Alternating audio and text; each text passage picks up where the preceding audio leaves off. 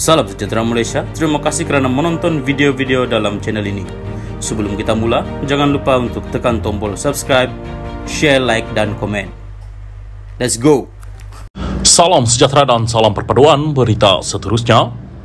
Firma barang kemas Lubnan mohon kes saman Rosmah diputuskan tanpa bicara.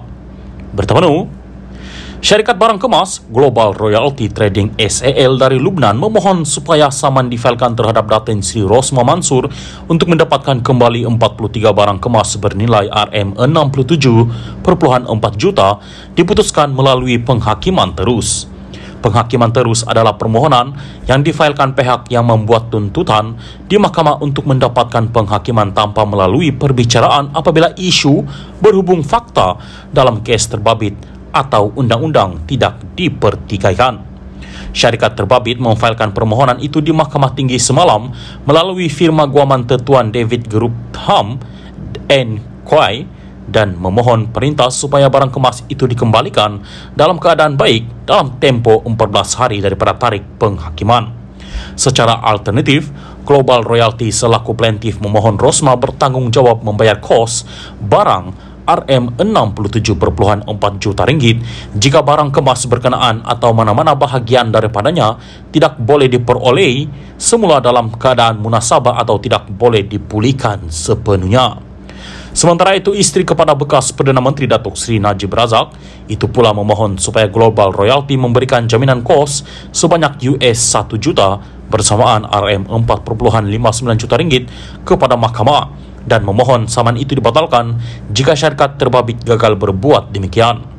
Rosmah berkata jaminan kos itu perlu diberikan kerana jika beliau berjaya dalam penyataan pembelaannya berhubung tindakan saman itu dan memperoleh kos terhadap syarikat terbabit, beliau akan menghadapi kesukaran menguatkuasakan perintah kos kerana Global Royalty sebuah syarikat asing. Plaintiff adalah sebuah syarikat yang diperbadankan dan didaftarkan di Lebanon dan mempunyai alamat di Wata El Mastabe, Sinon Building, Lebanon. Maka plaintiff adalah sebuah syarikat asing di luar bidang kuasa mahkamah ini. Malaysia tidak mempunyai sebarang perjanjian timbal balik bagi penguatkuasaan penghakiman dengan Lebanon, katanya.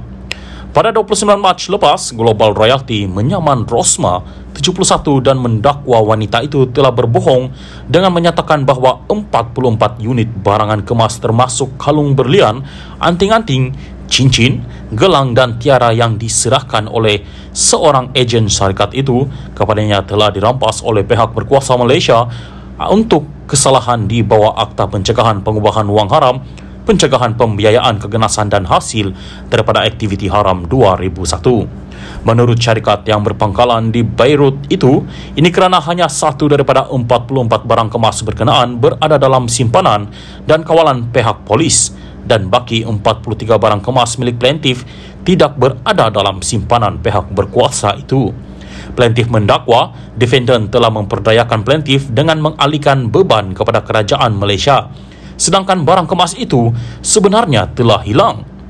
Pada 26 Jun 2018, Global Royalty menyaman Rosmah dan menuntutnya memulangkan kembali 44 unit barangan kemas yang dihantar kepadanya untuk dipilih atau membayar harga untuk semua barangan kemas berkenaan berjumlah US$14.79 juta, namun saman itu ditarik balik pada 2019.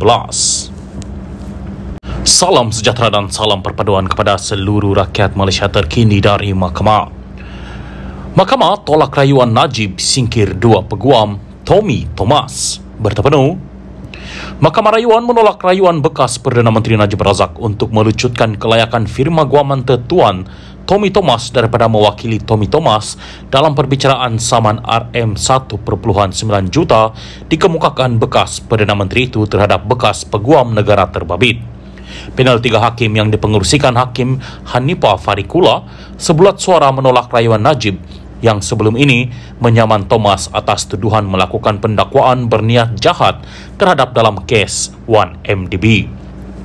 Hanifah memutuskan bahawa panel hakim mendapati tiada kaitan antara dua peguam daripada firma berkenaan dengan tindakan undang-undang yang diambil terhadap Najib.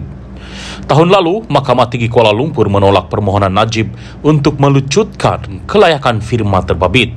Mahkamah juga membenarkan permohonan Tommy membatalkan saman tersebut tanpa meritnya didengar dalam perbicaraan penuh.